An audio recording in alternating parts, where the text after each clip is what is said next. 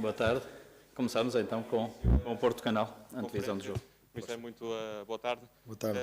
O Desportivo das Aves está em último lugar, não vence há 7 jogos, precisa de pontos para fugir à despromoção. Que desafios é que esta equipa pode colocar ao Futebol Clube do Porto amanhã?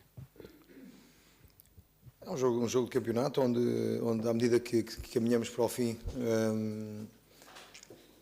as equipas que lutam por diferentes objetivos têm as suas ambições ainda. O caso do Desportivo das Aves, numa situação difícil, mas matematicamente ainda possível. Espero-nos um jogo dentro daquilo que são os jogos de campeonato, neste ambiente diferente que temos vivido. Um jogo num campo tradicionalmente difícil.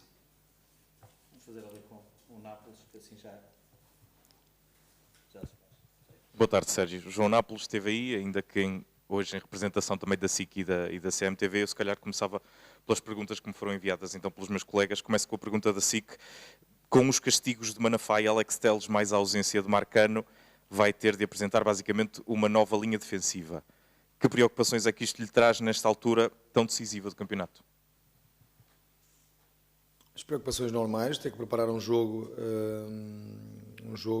importante, mas não mais do que isso, do que essa normalidade. Ou seja, eu nunca já tive em muitas situações nestes anos que estou à frente do Futebol Clube Porto, onde tive que arranjar soluções, que é para isso que sou pago, para que não se note nenhum tipo de ausência. Obviamente que nós gostamos, treinadores, de contar com toda a gente, nem sempre é possível por um fator ou por outro, mas o importante são os jogadores que estão disponíveis para o jogo, e é com esses que tenho que arranjar soluções para ganhar no campo do Aves amanhã. Passo à pergunta da CMTV. A nomeação de Carlos Sistra e Bruno Esteves para o VAR pode ser entendida como uma provocação ao Futebol Clube do Porto, depois das críticas e da arbitragem polémica no último jogo do Benfica? Se não dissesse de quem eram as perguntas, eu sabia de quem é que era. Adivinhava. Não sei se estou a fazer entender. Eu desejo é que a equipa de arbitragem da manhã, do nosso jogo, seja uma não notícia. E com isto estou a dizer tudo. Passo agora à pergunta da TVI. Acredita que pode sair desta jornada com uma liderança reforçada, tendo em conta o momento complicado do Benfica e a deslocação difícil do Benfica face à deslocação do Porto, que já disse que espera que seja difícil, mas é, apesar de tudo, contra o último classificado? E já agora, se me permite, em relação à pergunta da SIC só, para acrescentar se ainda tem esperanças de poder contar com o Alex Telles? E tem aqui muita coisa. Espera aí, a sua A minha pergunta originalmente é se acha que é uma boa jornada numa fase decisiva do campeonato para sair com a liderança reforçada. Sim. Eu acho que nós não, muito sinceramente, sem qualquer tipo de demagogia, quer dizer, nós não olhamos para os outros. Se nós não ganharmos os nossos jogos, ficamos com a vida muito difícil. Nós temos que olhar e ficarmos naquilo que é o jogo da manhã, aquilo que é os nossos 3 pontos. Isso é que é importante. Obviamente que estamos atentos a tudo aquilo que se passa à nossa volta, e nomeadamente com o nosso rival que luta pelos mesmos objetivos que nós. Mas principalmente o foco é em nós, a nossa equipa, na equipa que vamos apanhar pela frente e a forma como essa equipa pode montar uma estratégia para nos surpreender. Esse é que é o nosso trabalho, esse é que é o nosso foco. A partir daí, o resto nós não podemos controlar, não controlamos, por isso não vale a pena pensar muito, porque não tiramos partido disso. E depois era o do Alex Telles. Nós estamos na expectativa, ainda não se sabe, não há nenhuma decisão, perceber o que é que vai acontecer. Voltando um bocadinho àquilo que eu disse há pouco tempo atrás, que gostaria de contar com todos. Se não puder, paciência, vamos para a frente com aqueles que temos. Casar. Boa tarde, Sérgio. Olá, No jogo. Gostava de voltar um pouco à nomeação. O jogo é amanhã. Exatamente. Gostava de voltar à questão do Carlos Sistra. Não acha que por uma questão de prudência não devia ser nomeado para este jogo, e em relação inclusive ao Bruno Esteves? Eu espero e desejo que não é só a equipa de arbitragem que vamos ter amanhã, mas que todas as equipas de arbitragem seja uma não notícia, que é bom sinal. É sinal que o mais importante foi aquilo que as equipas fizeram, as equipas de futebol que se defrontam nos diferentes estádios por este país fora, e que os jogadores e os treinadores sejam principalmente os jogadores, sejam os protagonistas, e se os treinadores puderem ajudar ajudar naquilo que é esse resultado positivo que nós podemos ter, melhor ainda. Ou seja, o que me interessa é isso. Eu acho que já há bastante polémica no nosso futebol, para estar agora ainda a mexer e a tentar aqui, quer dizer, desviar daquilo que é o mais importante, que é preparar o jogo, nós, equipa, Futebol Clube do Porto, contra o Desportivo das Aves. Sérgio, boa tarde. Humberto Ferreira do 00. Sérgio, eu julgo que no último jogo, na conferência de imprensa, disse que tem sido muito difícil preparar as partidas, olhando ao facto de não ter adeptos e dessa dificuldade. Minha questão prende-se com o facto de jogar frente ao último classificado, diante de uma equipa que ainda não marcou nesta fase da retoma. Que dificuldades, juntamente com essa, ou como é que tem trabalhado neste caso para a sua equipa não conseguir suprir essa dificuldade de não ter adeptos e, neste caso, defrontar uma equipa que também tem muita dificuldade em sair de lá de baixo? Sim, mas isso, independentemente dos objetivos das equipas, o ambiente é estranho, é diferente para toda a gente. E é dentro disso temos falado, temos discutido entre nós grupo de trabalho, para encontrar as melhores soluções para que a equipa se possa exibir ao patamar que nós pensamos que pode e que já o fez durante muitas vezes, ou muitas vezes durante estes anos que eu estou aqui à frente. Por isso, nós não podemos negar. Eu, sinceramente, e devo-vos confessar que não pensei que fosse assim tão acentuada esta ausência, ou se fizesse sentido tanto esta ausência dos adeptos. Mas verdadeiramente é que faz. Faz porque aqui ou acolá o jogador normalmente, como nós dizemos, está ligado, e por vezes tem acontecido, não estou a dizer só no Campeonato Português, estou a falar também daquilo que tem acontecido no resto da Europa, e depois desta retoma, alguns erros, algumas falhas, algumas falhas de concentração, estou a dizer, que têm acontecido mais vezes. E isto deve ser essa também a razão, não é? Essa razão, depois associada também a esta ausência prolongada de competição. Não podemos esquecer que foram praticamente 3 meses ou perto disso, e nós normalmente quando vamos de férias 1 mês e meio, e depois temos 5 ou 6 semanas para preparar aquilo que é o início do campeonato. É tudo novo nesse sentido, e nós tentamos, de certa forma, e eu acredito que à medida que se vai jogando, as coisas vão melhorando. Acredito nisso. Olá, Sérgio. Olá, Diana Barros, estamos em direto na RTP3. Deixe-me voltar um bocadinho ao último jogo, no Dragão, com o Marítimo. O Sérgio sentou no banco, creio, 6 jogadores da formação, 2 entraram, uma estreia absoluta. Gostava de lhe perguntar sobre isso, também perante as consequências económicas que esta pandemia veio provocar nos clubes portugueses, e também pela qualidade desses jogadores que têm estado sob o seu olhar atento, se o futuro próximo do Futebol Clube do Porto pode passar pela formação do clube. Eu sentei-os, não é que fui buscá-los ao armário ou à equipa B neste momento que está sem competir, sem treinar, não.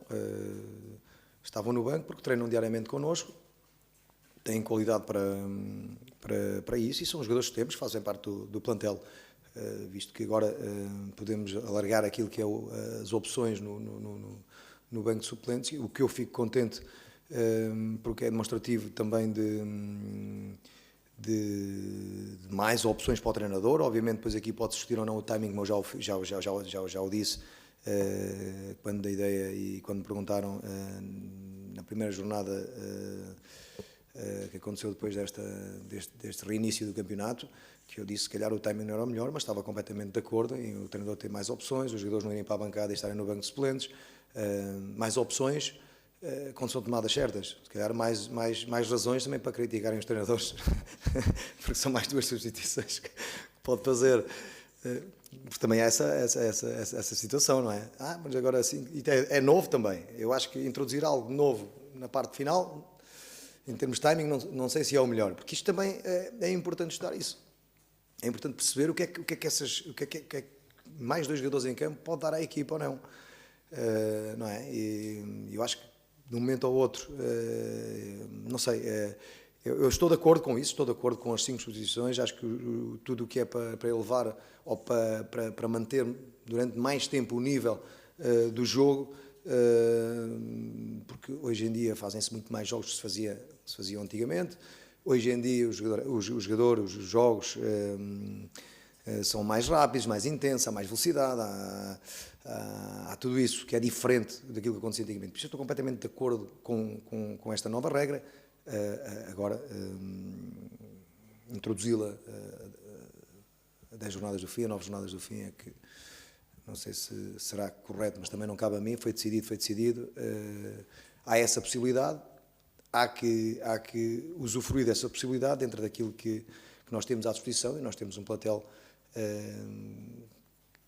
que nos dá garantias de ter essas boas soluções no banco, e seja um miúdo de 17 anos, seja um de 37, é importante ter essas soluções.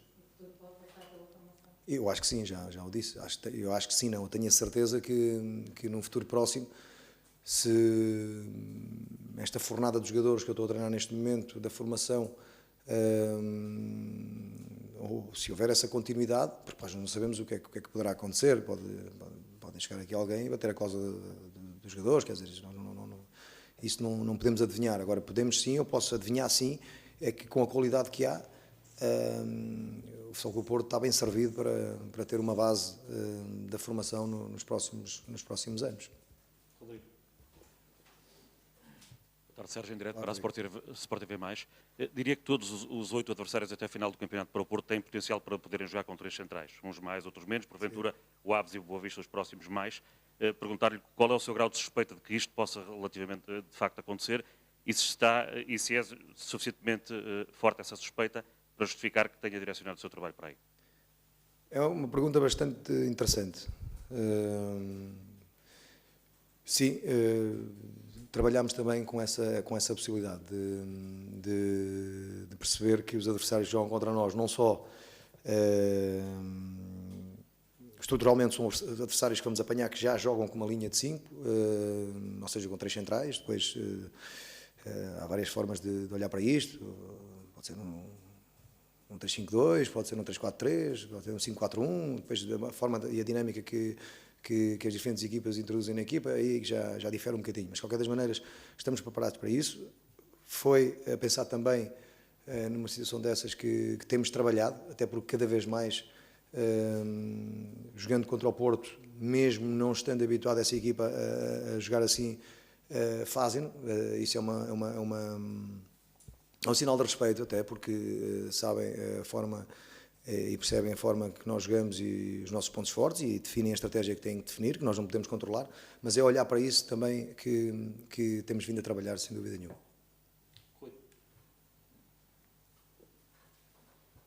Sérgio, boa tarde.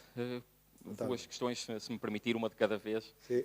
A primeira tem a ver com o facto dos 4 primeiros classificados nestas 2 jornadas, em 8 jogos só houve 2 vitórias, o Futebol Clube do Porto e o Sporting. O Benfica empatou os 2 jogos, o Braga perdeu os 2. E o que lhe pergunto é se já estava à espera, nesta fase, que pudesse acontecer uma situação destas, ou seja, um maior equilíbrio de forças face àquela paragem e face também aos jogos à porta fechada, se já estava à espera de uma situação destas, haver um maior equilíbrio de forças entre as equipas nesta fase, a decalagem ser inferior? Eu estava à espera de algo diferente no sentido do ambiente, daquilo que seriam os jogos. Sinceramente, não estava à espera que o impacto fosse tão grande. Isto é aquilo que é a minha sensação, a minha opinião, e a minha opinião baseada em factos. Como disse agora, há um equilíbrio maior. Os adversários também, quando entram contra equipas teoricamente mais fortes, num estádio completamente cheio, com essa pressão boa que os adeptos fazem, fica mais difícil para o adversário, fica mais difícil para conseguir fazer coisas que se calhar com um estádio vazio e de uma forma mais tranquila, mais relaxada, o consegue fazer, porque hoje em dia eu acho que os plantéis estão e eu disse na altura e depois contrariaram um bocadinho essa minha versão. Acho que cada vez mais se trabalha melhor. As equipas têm equipas técnicas bastante competentes. Eu acho que os jogadores que compõem as equipas que não chamados grandes têm qualidade. Acho que a qualidade também ao longo do tempo, e é completamente compreensível, tem crescido também nos clubes grandes, naquilo que eram as grandes aquisições que se faziam. Hoje em dia é impossível. E então a coisa tende a equilibrar, na minha opinião. Eu estou-me a lembrar, e vocês sabem aquilo que eu defendo e adoro aquilo que os jogadores e a qualidade deles. E até parece um contrassenso, em termos de pontos nestes 3 anos e de vitórias, se calhar temos uma média fantástica em relação a toda a história do Futebol Clube do Porto. Parece um contrassenso, mas aqui recordar-me que o Futebol Clube do Porto, com o Hulk, com o Rames, com o Falcão, com esta gente toda, e os nossos rivais, com jogadores que depois passaram por Real Madrid, por Barcelona, por Campeonato Alemão, alguns deles, quer dizer, Itália, quer dizer, eu acho que é um bocadinho por aí. Eu acho que temos que olhar de uma forma, eu falo do Futebol Clube do Porto, não falo das outras equipas, temos que olhar de uma forma muito séria para aquilo que é uma fornada de jogadores muito importante e de qualidade que o Futebol Clube do Porto tem, e acho que é uma das formas dos clubes poderem sair ou poderem potenciar ao máximo essa sua formação, esses jogadores da formação para serem mais valias, no fundo. Pegando aqui na questão da formação, o Sérgio, na semana passada, quando deu os parabéns pela vitória do Presidente, referiu-se ao Fernando Gomes, que é um dos vice-presidentes, já falou com ele em termos de formação, e o que eu lhe perguntava, outro elemento novo que entrou para a direção... Desculpe, Lário. É Vogal. Sim, mas faz parte da direção. Sim. Outro elemento que entrou para a direção também novo foi o Vítor Bahia, que o Presidente disse que ia fazer a ligação entre a administração, a direção e a equipa técnica. O que eu lhe perguntava era qual a importância que tem um elemento como o Vítor Bahia na estrutura e mais próximo da equipa profissional do Futebol Clube do Porto. Estamos aqui a falar, eu falei na semana passada do Presidente, porque entretanto foram as eleições, ganhou o Presidente, e na altura falei, porque me perguntaram do Fernando Gomes ou da formação ou algo assim. Eu acho que não deve entrar aqui ou desviar o meu foco daquilo que é o jogo da manhã. Obviamente toda a gente sabe o peso e a história dessas duas figuras que falou. O Vítor, que eu conheço e que joguei com ele, conheço há muitos anos e tenho uma excelente relação,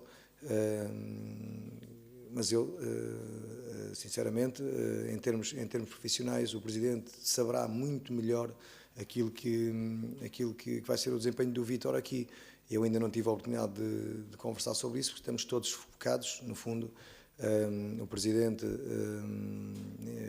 em primeiro e depois toda a equipa, obviamente, naquilo que são os nossos objetivos, que é o campeonato e a final da Taça de Portugal. E depois, com o tempo, falar-se-á com as pessoas que compõem a estrutura para definir bem o papel de cada um. Eu por boas pessoas, não acredito que o Presidente não vá buscar por serem boas pessoas. Não sei se referiu que era boa pessoa ao Vítor, não foi? Não. Então. Qual é o significado e a importância que tinha o Vítor Bahia? Sim, o Vítor, pelo peso, agora, profissionalmente eu não conheço nestas novas funções o Vítor. Conheço o Vítor como uma figura muito importante do clube, foi um profissional de excelência, e é alguém que com certeza virá e que ajudará muito naquilo que será o seu papel. Depois, Paulo, sobre o jogo, que é para fecharmos a falar sobre o jogo. Tem? Mas há muito... Posso fazer um paralelo, e terá muitos dados do jogo com o Marítimo, mas há um dado curioso que não é normal no Porto, e que pode ter a ver com essa nova normalidade, que é o facto de o Porto ter tido uma posse de bola muito elevada na primeira parte, 60-40, que é o normal, aliás, no Dragão, e ter perdido essa posse para 54%. Não sei se isto vai ser uma tendência, agora que vão jogar fora, ou uma tendência dessa nova normalidade, mas realmente no plano interno, pelo menos, o Porto não costuma ter ter uma posse de bola inferior ao adversário nas segundas partes e na primeira, muito menos na primeira. E outra não tem nada a ver com o jogo, mas tem a ver com essa questão da posse de bola. E queria saber se não nos podia dizer como é que estava a situação no Nakajima, dado que o empresário disse que ele voltaria muito em breve, e é um jogador que, como também segura a bola, se lhe fará falta, disse que ele estava com todos. São essas duas questões. Olha, eu a posse de bola, disse que na primeira parte tivemos um elevado número, uma porcentagem de posse de bola, não foi? Assim, qualquer coisa do género. Foi, mas tivemos 3 ou 4 situações que demos possibilidade ao Marítimo de ferir a equipa naquilo que foram oportunidades que tiveram. Na segunda parte não me lembro de uma oportunidade. Depende depois da estratégia do jogo e daquilo que eu acho que com mais bola ou menos bola, a melhor forma de chegar à baliza adversária e não sofrer golos. Isto era a primeira coisa. A segunda situação é o Nakajima, que está a entregar a direção, continua a entregar a direção. Enquanto não fizer parte do grupo de trabalho, não estiver aqui dentro connosco, não vou pronunciar. Tá? Obrigado.